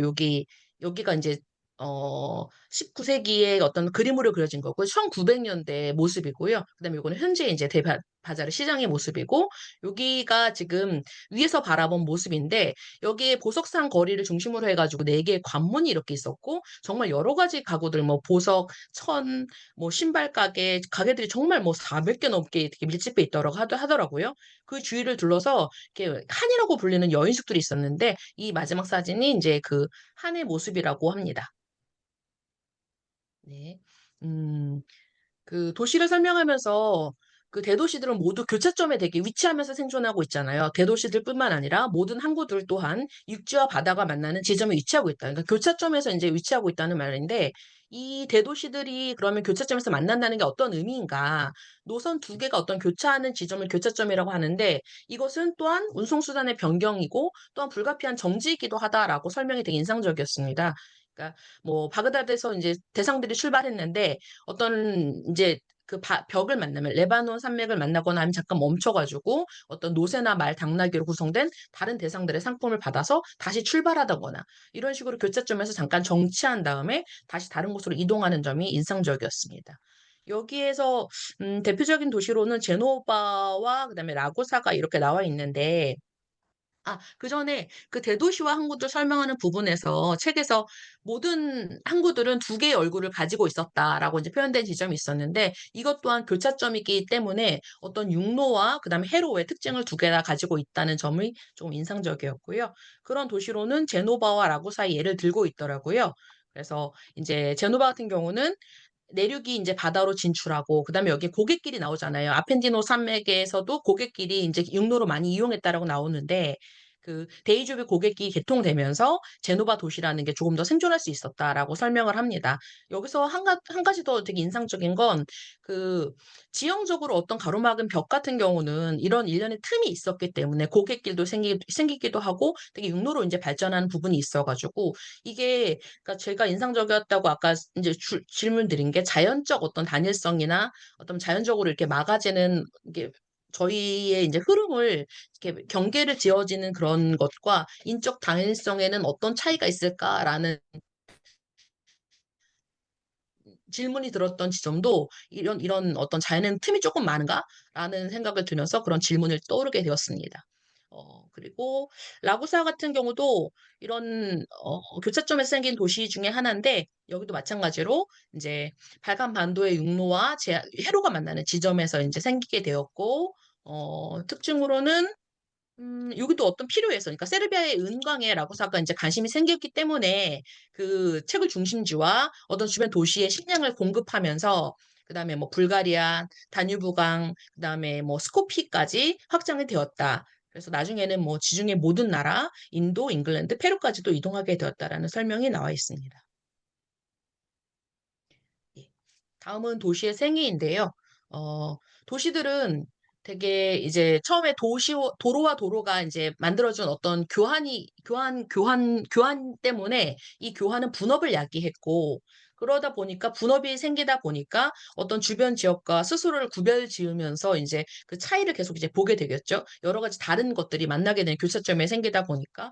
그리고 끊임없는 투쟁으로 인해서 이것들이 이제 성장해 나갔다라는 설명이 있습니다. 그리고 이런 투쟁으로 인해서 어떤 다른 활동이 새로 조직되거나 내부 변화가 일어나게 됩니다. 도시 가정의 시발점으로는 역시 선생님 말씀해 주신 것처럼 상업 활동이 정말 기반이 됩니다. 그래서 1차적으로 상업 활동이 시작하고 그 뒤에 공업, 그다음에 그 뒤에 은행업들이 이제 생겨나면서 도시가 점점점 성장해 나간다고 설명해 주시고 있습니다. 어, 여기 지점에서는 상업 자본주의라는 게 이제 얘기가 나오는데요. 그 저희가 알고 있는 자본주의의 상업 자본주의라고 부르는 이유는 16세기 경제 활동이 어떤 그 자본주의가 우리가 되게 좀 약간 공부하면서 좀 비판적으로 많이 이제 다가가고 있는데 어떤 상업적이라는 걸 넣어서 이게 조금 역동성이 있었다라는 부분을 좀 얘기하시는 건가 생각이 좀 들었습니다. 그래서 정의로는 16세기 경제활동이 보여주는 경쾌하고 이미 근대적이며 효과적인 형태를 지칭합니다라고 표현이 되어 있고요. 그다음에 이런 많은 활동들이 상업 자본주의 역동성과 매력에 의지해가지고 이제 뭐 발달했다 뭐 이렇게 되어 있고요. 하나 더 같이 보고 갈 점은 장거리 상업에서는 자본의 축적이 정말 이제 필수 조건이라고 나와 있는데 이 자본의 축적이 상업 자본주의의 원동력이 되었다라고 합니다. 그래서 이 자본의 축적도 이제 저 뒤에 나오게 됐는데 뭐 음식들도 모두가 과잉되는 이유도 이 자본의 축적과 연결돼서 생각해 볼 수 있지 않을까라는 생각을 해보게 되었습니다. 지중해 같은 경우는 교환과 운송, 그다음에 도시들의 국가들이 이제 많이 있다, 도시 국가들이 많이 있으니까 교환과 운송, 재판매가 일상의 핵심을 활동을 하는 네, 곳입니다. 그 도시의 생애 중에서 하나 더 짚고 가자면 금융업이 확대되면서 이제 이 부분을 설명을 하시는데 이제 이게 세 번째로 좀 성장한 거긴 하지만 나중에 점점 17세기 이후에는 금융업이 점점 확대돼가지고 그 도시 국가의 성질도 변화시키기도 하고 이제 그런 부분들이 나오더라고요. 그래서 16세기 같은 경우는 금융 거래가 이제 고도화되면서 처음에는 상업과 공업과 금융업이 섞여가지고 되게 조금 이제 복잡하게 혼란스러운 이런 상황이었는데 나중에 16세기 이후, 17세기 이후가 되면은 조금 고도화된 전문가들이 나오면서 이제 금융업만 담당하는 분들이 이제 생기시는 것 같더라고요. 그래서 실업과 재정어라고 불리는 사람들이 출연하기도 했고요. 그다음에 이제 그 금융업으로 인해서 이제 뭐 시내 부동산을 소유하고 그다음에 환어음을 통제하고 그다음에 어음을 발행해서 나중에 이제 투기를 하고 국채에 투자하는 이런 업무를 하게 되었습니다. 음. 네. 그래서 도시의 생애를 이제 정리를 해보자면 어떤 경제 생활의 박동에 따라서 흥성하고 쇠퇴한다. 그래서 그런데 여기서 이제 재밌는 것은 금융과 공업, 상업의 경제 활동은 서로 다른 경제 활동을 희생시키면서 발전을 한다. 이런 것이. 그러니까 공업은 무역이 쇠퇴하면서 다른 대응이고 또 은행업은 상업과 공업이 어려움에 처할 때 중요성이 증가한다라는 지점도 인상적이었습니다. 음.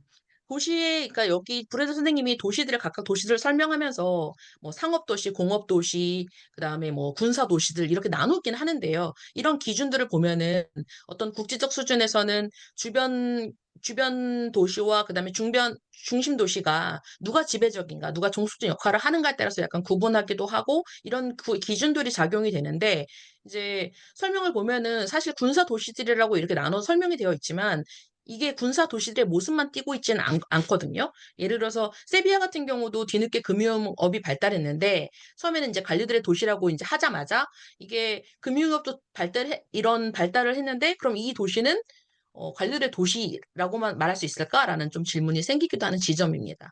그러니까 이런 분류에는 그 도시들의 움직임이 이제 변했을 때 그럼 어떻게 적용을 해야 되느냐 이런 문제들이 생기게 되고요.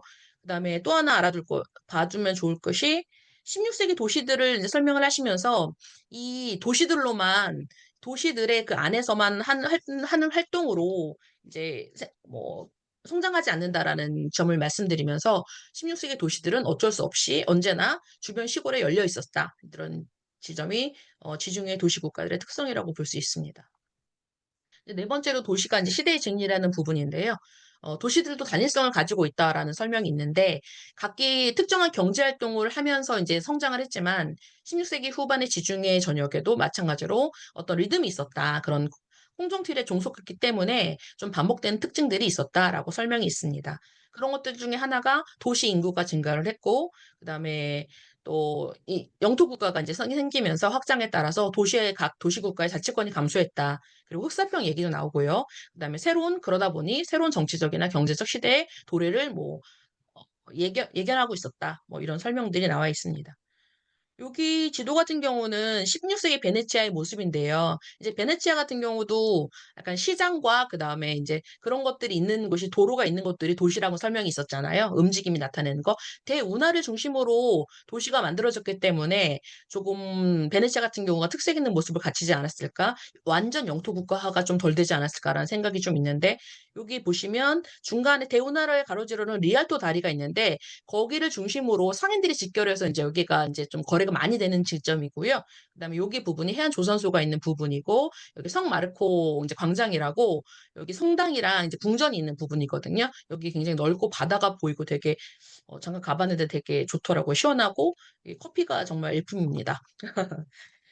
이제 특징으로 아까 도시가 왜 시대 증인인가, 어떤 단위성을 가지고 있는가에서 첫 번째 이제 인구 16세기에는 분명히 17세기에 비해서 인구가 증가하고 있었다. 그런데 이러한 인구 증가는 16세기의 어떤 근본적인 특징이자 기반이 되었다라는 설명이 있습니다. 그래서 이런 인구 증가로 봤을 때 16세기 후반은 전반적으로 우리가 번영이라고 부르는 그런 시기였다. 왜냐하면 모든 도시들이 활동이 증가하고 있었기 때문이다. 그런데 이제 이 16세기만 해도 어떤 주변 도시들 간의 위계가 이제 여전히 그 전부터 내려오던 어떤 도시들 간의 위계가 있었다라는 부분도 같이 보시면 좋을 것 같습니다. 하지만 그 도시들 간의 어떤 상호 관계가 행태가 지속되고 있었다. 변화되는 지점도 있었습니다. 16세기의 도시들이 이제 되게 취약한 운명에 처했다고 설명되기도 하는데요. 그 도시들의 우위는 14세기까지 계속됐지만 영토 국가들이 이제 도전에 직면하면서 그 약간 위계 같은 경우가 조금 차이가 생기게 됩니다. 그리고 16세기에 도시가 먼저 이제 성장하면서 인구가 증가했는데 이제 최고점의 인구가 도달하고 나서는 그게 굉장히 불안정했다라고 설명을 해주시거든요. 근데 그리고 특이한 점은 또 17세기에 되면은 인구가 16세기에 비해서 감소를 분명히 하는데 어떤 특정 도시만 인구가 증가했고 대부분의 도시와 농촌들은 인구가 감소했습니다. 근데 농촌에 비해서 도시 인구가 더 빠르게 감소했다라는 특징도 보인다고 합니다. 이게 그 영토국가의 468쪽에 보면은 콘스탄티노플은 오스만 투르크 마지막 문단에 오스만 투르크 제국의 수천 가지 상품을 소비하고 엄청나게 쓰고 근데 자체로 생산하는 것이 없고 그다음에 수도들을 위해서 이렇게 돼 있지 않습니까? 수도들을 위해서. 그러니까 가장 큰 차이는 수도가 있냐, 중점 도시들이 서로 경쟁하고 있냐. 469회 보나쌤이 요 답 쓰고 계신데요. 넷째 줄에 거대 도시가 문명의 온실이가 되고 거대 도시가 하나의 질서를 창출한다. 하나의 질서가 창출된다. 그 도시로부터. 그래서 그럼 이렇게 이제 하나의 질서 창출이고 권력 중심이고 그 다음에 중세 도시국가는 뭐냐면은 467에 밑에서 둘, 넷, 여섯, 여덟, 아홉 거대한 복합체 네, 전체가 복합적인 힘들로 유동한다. 그럼 지금부터 뭘 봐야 되냐면은 도시가 얼마나 자치력을 갖고 있는가를 브로델이 설명하는 부분. 근데 그 자치력이라고 하는데 되게 외부 의존을 하고 있다. 그래서 외부 의존도를 쓰기 위해서 진진세인 부분, 배가 얼마나 들어왔는지를 외부 의존도 측면에서 좀 해석을 할 수가 있겠네요. 큰 배, 작은 배 문제가 되게 중요하다. 큰 배를 만들려면 아까 발표할 때 나왔어요. 뭐가 필요하다? 네, 나무가 필요하다. 나무가 여기 없잖아요. 맨날 우리가 한 게 이 동네는 레반트가 문제다. 근데 손배를 만들려면은 엄청난 돈이 필요하잖아요. 엄청난 돈은 개별 누구 부자 누구 이런 문제가 아니고 큰 보증이 필요한 거예요. 보증이. 그러니까 이제 국가가 나온다. 이런 부분이 있고 작은 배가 많다는 거는 좀 뒤로 갈수록 작은 배가 많아지니까 영토국가 힘이 줄어드는 거냐? 그게 아니고 이전에 왕권이 해체되는 거에 증거예요. 왕권이 해체되는 거예요. 새로운 중심이 떠오르기 직전을 설명하고 있는 건 작은 배가 그러니까 이전에 에스파냐 국왕이 막 보증서 때린 거 있잖아요. 그러한 구체제 중심의 질서가 흔들린다라는 거를 쓰고 있다. 자, 그렇게 하고 도시에 대해서 도시가 어떤 도시냐? 도시에서 아니 일단 418쪽 나중에 돌아가면서 보세요. 지중해 시대, 지중해 개념을 썼을 때 도시는 저 위에도 풍경이 비슷하다. 요거 재밌더라고요, 요거. 아니, 정말 재밌을 것 같아요. 보나쌤이 가보셨다니까 또 아시고 또 각자 떠오르시는 다른 역사적 경험도 있으시겠지만, 그러니까 도시라고 하는 게 진짜 인류학적으로 되게 재밌죠. 온갖 시대와 온갖 이해가 다 들어가가지고. 콘스탄티노플, 그 이스탄불, 거기 꼭 가고 싶네요. 진짜로. 그렇게 하고. 자, 도시에서 도시의 자치력을 알 수 있는 것은 두 개입니다. 하나는 뭐냐면 식량난에 어떻게 대처하는가. 다른 하나는 전염병을 어떻게 관리하는가. 이게 국가의 식량난 관리와 국가의 전염병 관리랑 다르다라고 읽어야 되는데 국가가 그 두 개를 어떻게 다루느냐는 지금 설명의 그 목표가 아니기 때문에 이제 없습니다. 자치 중심으로 봤을 때 436쪽에 이 도시들이 이게 되게 인상적이죠. 436쪽의 두 번째 문단에 식량난은 늘 있잖아요. 진짜 먹을 게 없는 동네니까. 그러니까 모든 도시가 도시 안에서 그 먹을 거를 확보를 하려고 엄청 애를 쓴다는 거예요. 근데 이걸 설명할 때 브로델이 누가 그렇게 한다라고 안 써. 주어가 도시야. 이게 이제 주어, 그러면 이 도시의 대장이 누구냐? 그렇게 안 써요, 지금. 근데 다른 책은 그렇게 쓰여져 있을 거예요, 아마. 근데 그렇게 하고, 그래서 식량난의 위험이 도래했을 때, 도시들이 취한 조치는 어디서나 동일했다. 나팔 소리가 울리면 밀을 도시 밖으로 유출하는 게 금지됐고, 감시병이 배로 증가하고, 가택, 수색, 가용, 이래가지고 도시 내부로 모두 다 자기 고유의 그 방법이 있는 거야. 뿔을 뭐 10번 울리면, 지금부터 이 안에 들어있는 먹을 건 하나도 못 나간다. 그럼 저기는 빵! 이러겠죠. 이게 이제 되게 자율적으로 시스템이 돼 있고 배급제를 한다. 이런 게 있으면 아까 진희쌤이 설명해. 국가도 이런 거 안 하냐. 그런데 중요한 건 브로델의 기술 방법. 주체를 그냥 도시라고 하는 거예요. 도시. 도시라고 하고 이게 엄청나게 중요하다. 그 다음에 중간에 어, 전염병 같은 것도 되게 역설이죠. 교류가 너무 많으니까 전염병이 생기는 거잖아요. 그래서 그 병원 같은 것을 쓴다. 이렇게 되어 있습니다. 그 다음에 쭉쭉 가면은 돈을 좀 자자. 453쪽에 도시의 특징.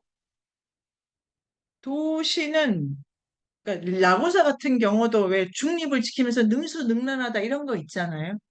도시가 가장 중요한 건 자율성이에요. 자율성. 엄청나게 외부로 의존하고 있기 때문에. 근데 영토국가 안에는 어떤 도시도 자율적일 수는 없어요. 결제를 중앙에서 받게 되어 있기 때문에. 이 가장 큰 차이는 관료제가 안 들어와 있다는 걸 느끼실 수 있죠. 그 지중해 개념의 가장 결정적인 거는 관료제가 아니다. 그거를 할 수 있는, 그러니까 보나쌤이 이렇게 451쪽에 돈을 가진 특권을 도시들을 위해 도시들은 15세기, 16세기 정치적 위기, 온전히 살아남을 수 없었다. 대격변, 고통, 적응. 제노바는 항복, 배신, 협상, 정체성 잃었다고 회복. 그러니까 이게 도시가 자기 자율성을 유지하기 되게 어렵고 모든 도시들은 적응이라는 단어를 써요. 자율과 적응이 동의어라는 게 재밌죠. 그러니까 이 도시를 두고 자율적이라고 하지 주권적이라고 하지 않습니다. 주권이란 개념 있잖아요. 이거는 영토국가에만 쓰는 개념이에요. 주권. 우리 많이 나왔지 않습니까? 올 겨울 봄하고 주권국가. 이거는 영토국가 개념이다. 곤 중요하다. 그래서 조금 지중해를 수도로 보자. 이거랑은 이제 느낌이 다 다른 거죠. 굳이 그 재영쌤 질문을 응용하면 그 이제 아주 핵심 질문이니까 길과 수도라고 하는 두 공간성으로 지중해와 영토 국가를 이해해 볼까요? 그럼 길이라고 하는 게 뭐 매우 안정적이죠. 그런데 지금 보는 게 새로 막 길이 생기는 게 이거 되게 어려운 거죠. 그런 의미에서 뭐야 있던 거 쓴다고 하는데 근데 길이 되게 많다잖아요. 그렇기 때문에 전염병이 있고, 근데 그렇기 때문에 구휼도 가능하고 뭐 이런 거고. 그러니까 전염병이 돌거나 전염병은 뭐 이게 참 재밌어요. 이게 왜 제가 왜 이 두 개를 까먹었어요. 까먹었는데 생각이 났어요. 이 두 개가 왜 중요하냐면은 식량 부족은 도시를 막는 거예요. 막는 거. 도시를 채우는 거예요. 안이 비기 때문에. 전염병은 소개하는 거에 나가야 되잖아요. 도시를 비우는 거예요. 그래서 이 두 개가 중세 도시를 이해할 때 가두고 비우고 하면서 길이 그러니까 교류점인데 가둬지고 비워지고 이런 메타포를 쓸 네, 수가 있죠. 아무래도 그 너무 잘. 도시랑 길 얘기가 너무 반복적으로 되게 많이 나오잖아요. 그래서 네네네네. 엄청 강조를 하시는구나. 이제 그 느낌은 되게 받았었고, 그래서 이게 그 길이라고 하니까 뭔가 자꾸 이렇게 이게 흐르다는 네네. 느낌 같은 거 있잖아요. 그러니까 길을 생각할 때 그냥 네네. 즉각적으로 뭔가 좁고 얇은 애들이 계속 이렇게 이어져서 막 이렇게 있는 그 이미지가 저희들한테 좀 있잖아요. 그러다 보니까 되게 흡사 약간 물 같기도 하고, 뭔가 어쨌든 그 길을 따라 계속 흐른다는 느낌들이 조금 있었어 가지고, 예를 들면은 어떤 넓은 영토 위에서 뭔가 이렇게 응축되거나 하는 그 느낌은 어쨌든 읽으면서 그 인상은 아니었던 네네네. 것은 맞았던 것 같아요. 네네. 그래서 어쨌든 그 상업과 그 교역이라는 게 계속 그 길의 이미지, 네. 계속 흐르는 그거랑은 계속 반복이 돼가지고 그 인상적으로 우선은 딱 그것은 딱 닿는 것, 이렇게 마음에 딱 와닿는 네네. 있었던 것 같아요. 예. 네. 그러니까 저 뭡니까? 피가 동맥경화도 아니고 이렇게 딱 모여가지고 신부전이라 그래요? 혈전인가? 하여튼 그런 일이 안 일어나고 그러니까 이 지금 그 기아 전염병 이래가지고 도시가 이 흐름 때문에 가능하고 흐름 때문에 뭐 이렇게 가져가기 때문에 아주 잘 왔네요. 그래서 한동의 책을 딱 들어갈 때 액체 역사라는 그 비유는 중요하게 봐야 됩니다. 액체 역사. 그 개념을 브로데락에서 가지고 온다. 액체라고 하는 것이 인류학의 그런다. 숲으로 초대합니다. 인문세닷컴에서 만나요.